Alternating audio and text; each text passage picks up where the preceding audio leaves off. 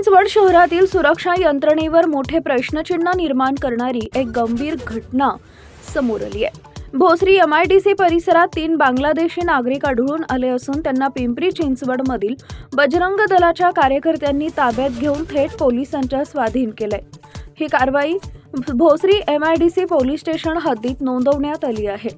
बजरंग दलाच्या कार्यकर्त्यांच्या म्हणण्यानुसार मिळालेल्या प्राथमिक माहितीनुसार त्यांनी एका खासगी कंपनीत जाऊन पाहणी केली। चौकशी दरम्यान संबंधित तिघांकडे डुप्लिकेट आधार कार्ड, पॅन कार्ड तसेच बँक खाते असल्याचं प्राथमिक स्वरूपात समोर आलंय। यानंतर पोलीस कंट्रोल रूमला माहिती देत तिघांना पुढील तपासासाठी पोलिसांच्या ताब्यात देण्यात आले।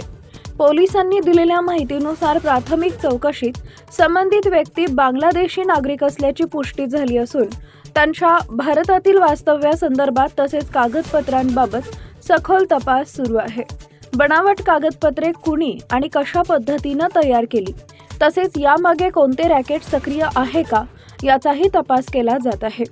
दरम्यान या घटनेमुळे बेकायदेशीर स्थलांतर आणि अंतर्गत सुरक्षेचा मुद्दा पुन्हा एकदा चर्चेत आला असून पोलिसांनी नागरिकांना कायद्याच्या चौकटीत राहून सहकार्य करण्याचं आवाहन केलं आहे।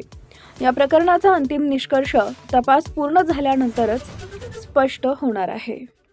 नमस्कार, टाइम्स ऑफ महाराष्ट्रमध्ये सर्व प्रेक्षकांचे सहर्ष स्वागत।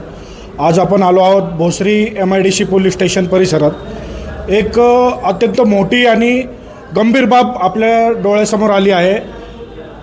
भोसरी MIDC परिसरात 3 बांगलादेशी बजरंग दलाचे जे कार्यकर्ते त्यांना आढळून आले आहेत। आपण त्यांच्याकडनं प्राथमिक माहिती जाणून घेऊया। काय एकंदरीत प्राथमिक माहिती, तुम्हाला कसे सापडले ते लोक आणि काय पुढं तपास काय झाला?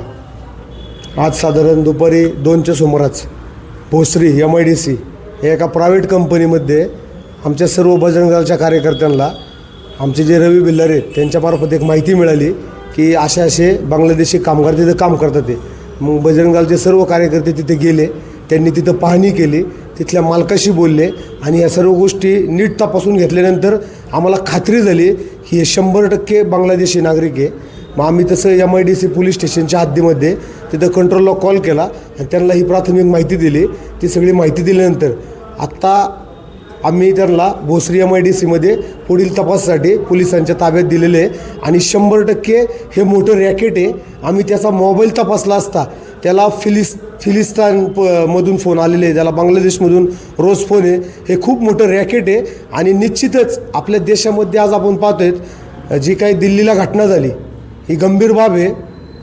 जी बॉम्बस्फोट झाले हे असे बांगलादेशी जर राहत असतील आणि तिथले कंपनीवाले असतील किंवा घरमालक असतील, त्यांनी फार जबाबदारीने वागलं पाहिजे। देशामध्ये फार भयंकर घटना घडू शकते, त्यामुळे नागरिकांनी सतर्क राहावं। बजरंग दलाचे कार्यकर्ते वेळोवेळी नागरिकांना सतर्क करण्याचा प्रयत्न करतात ते, पण आपल्या आजूबाजूला अतिरेकी असू शकतात, बांगलादेशी असू शकतात, याची योग्य ती सर्वांनी काळजी घेतली पाहिजे। आणि हे जे प्रकरण आहे हे प्रकरण आम्ही लावून धरणार आहे। हे बांगलादेशी या भोसरी भागामध्ये किंवा पिंपरी चिंचवड शहरामध्ये यांचं किती मोठं रॅकेट आहे याचा आम्ही सर्व बजरंगी मिळून खुलासा लवकरच करणार आहे। खरं तर आपण पाहतोय की बजरंग दलाचे जे कार्यकर्ते आहेत यांचं असं म्हणणं येतं की हे या मागे खूप मोठं षडयंत्र चालू आहे। देशविरोधी कारवाई काय बांगलादेशी करणार आहेत का? आता याचा तपास पोलीस कशा प्रकारे करतात हे आपण पाहूया। अजून कॅमेरा पर्सन चिंतामणी जाधव सह मी गणेश नारंग, टाइम्स ऑफ महाराष्ट्र, पिंपरी चिंचवड।